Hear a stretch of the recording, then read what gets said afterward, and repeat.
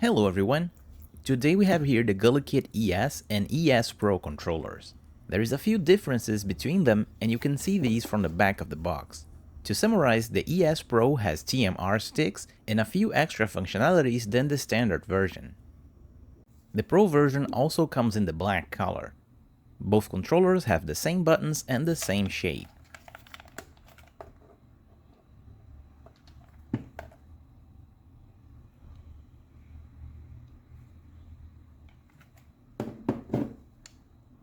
On the back there is a switch to toggle between the PC and the Nintendo Switch modes, and a tiny button to turn off the controller. The plastic shell is a bit rougher than the usual controller, and it's even more noticeable if you put it side by side with the original Xbox controller. Since it doesn't have replaceable batteries, the controller is a lot thinner too.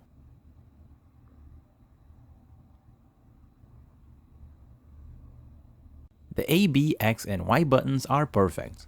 They have just the right amount of travel distance and resistance, and the buttons doesn't sink flat with the shell when fully pressed. And the same goes for the standard version. The buttons are also quite silent when compared to the Xbox controller.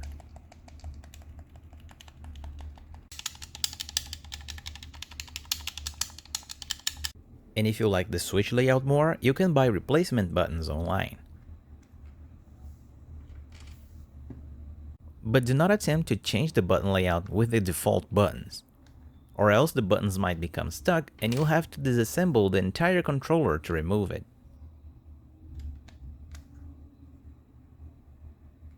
And the black buttons can be used on the white controller and vice versa. The Sticsk has a plastic shaft and they're not removable. The same thing goes for the standard version. And initially, it seems that it touches the anti-friction rings. But when looking closely, we can see that this controller has an internal restriction gate. The stick shaft never touches the edges of the shell, and it's much more resistant to wear and tear. These sticks doesn't feel so smooth when turning around in circles.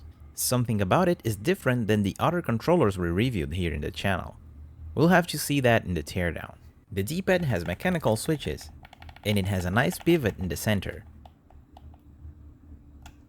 Visually, it's nearly identical to the Xbox controller, but I feel that this Dpad is a bit less snappy than the original Xbox controller.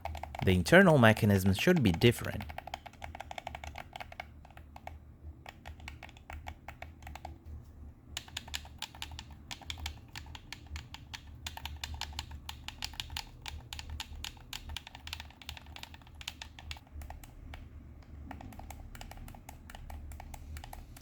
The shoulder buttons are responsive and silent.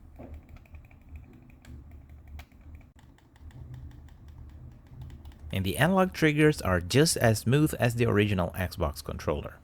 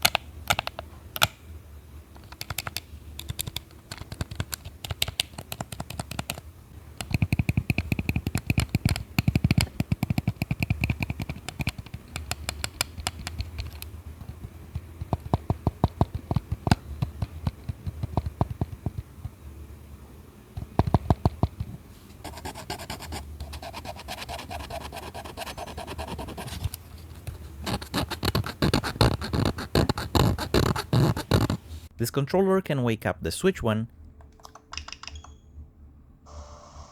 and it has motion controls. The button layout is changed to the correct one, and it has regular rumble. To turn it off, just tap the button on the back. If you pair this controller to the Switch 2 in the regular way, it won't be able to wake up the console. I'm not sure if this is a limitation from Nintendo or not, but in order to enable the wake up function, the controller must learn the wake up command from an original Joy-Con. First, you must enter the pairing screen and tap the power button to let the Switch enter the sleep mode. Then you can enable the pairing mode on the controller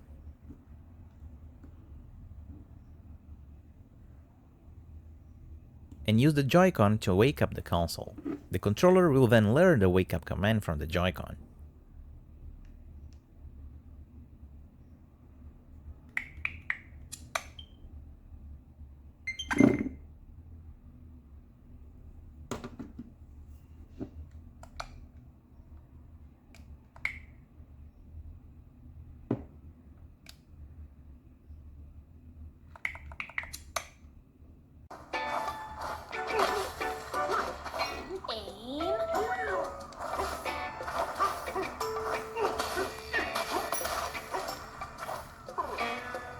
The Pro version has a few extra functions that the Standard doesn't, so I'll be using the Pro version for the tests. On the computer, the controller is detected as an Xbox controller, and there is no D-input mode. But if you flip the switch to the Nintendo Switch mode, it enables the Pro controller mode. This gives you access to the gyro sensors. The analog sticks has no dead zones, no cardinal snapping, and a tiny outer dead zone. The circularity isn't perfect, but you can change the stick range to 3 different levels.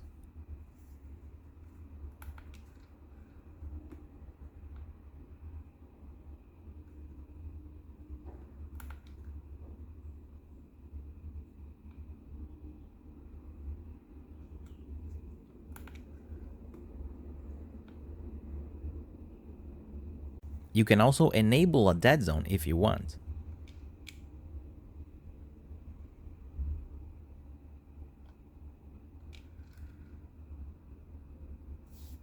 In my test, the Pro version has 1140 steps.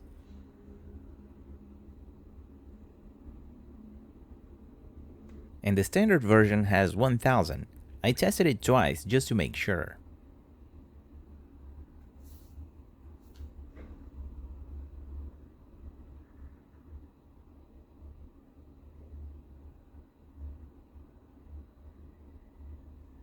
The D-pad is very good. The diagonals are easy to press, the input is consistent, and it has a nice pivot in the center.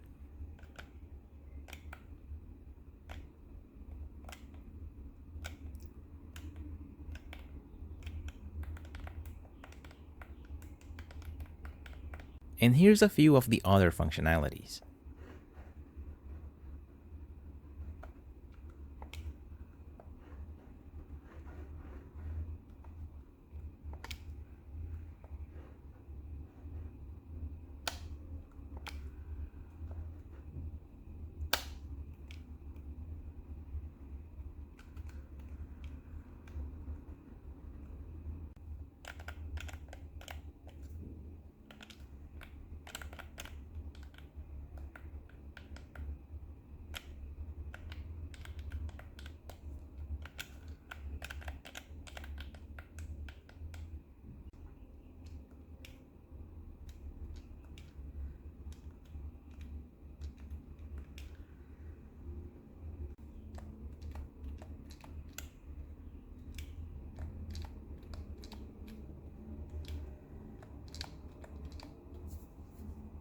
And if you have any additional functionalities enabled, the LED will turn blue. This is a feature for tournaments. So if you enable turbo or anything else, everyone will know that you are cheating.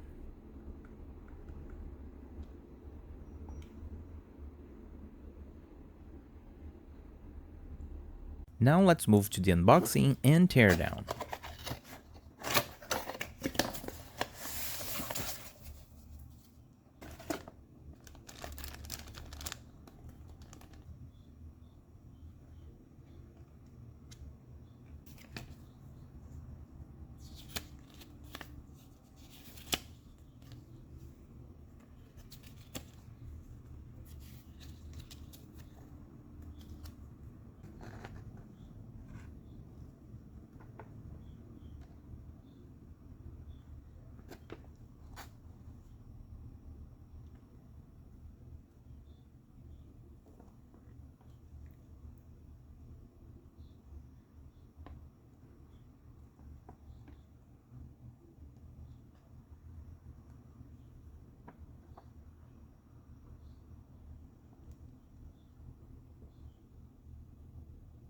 The controller is very easy to disassemble, with only 4 screws on the back. The back shell is very simple, and there are thick silicone pads to make the triggers less noisy.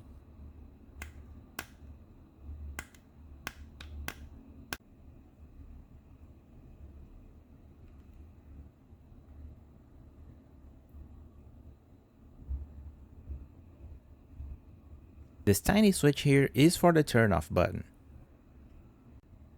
On the other side of the board, we can see a few of the button contacts.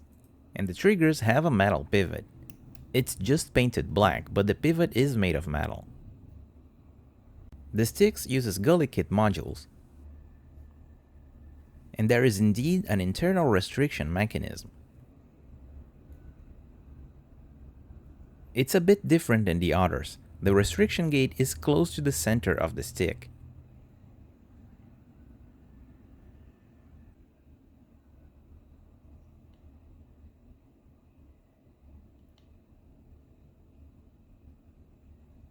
And to make the stick smoother, we can add a bit of lube to the center piece. Keyboard lube is the best option, as it is made for plastic pieces. And you don't need to apply too much, just a small amount is enough. The battery has a thin foam covering the capacity label. It's a bit hard to remove this kind of foam, and I don't want to risk puncturing this battery. But we can see on the box that the capacity is 950 milliamps. On the other side of this board, we have the mechanical switches of the D-pad and the shutter buttons.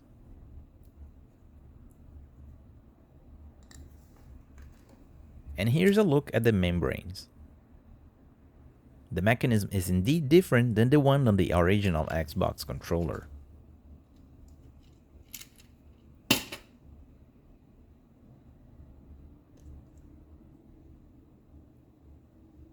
Speaking about latency, the Gulikit ES Pro has the best Bluetooth latency in the market. In fact, it has the best latency for buttons and sticks. And I did a slow motion test to show you the difference. If you're using a Bluetooth connection, this controller will be faster than the others. Moving to my final thoughts, the Gulikit ES and ES Pro are controllers made for competitive gaming. They don't have back buttons, adjustable tension on the sticks, and other fancy features. But it makes up to that with a solid construction and a super low latency even in the Bluetooth mode. The cost is another great selling point, at $25 for the ES and $30 for the Pro. It is a simple but solid and well-made controller, and it gets my thumbs up. And that's it for this video. What do you think about the ES and ES Pro controllers? Leave your opinions in the comments. As always, thanks for watching, and I'll see you next time.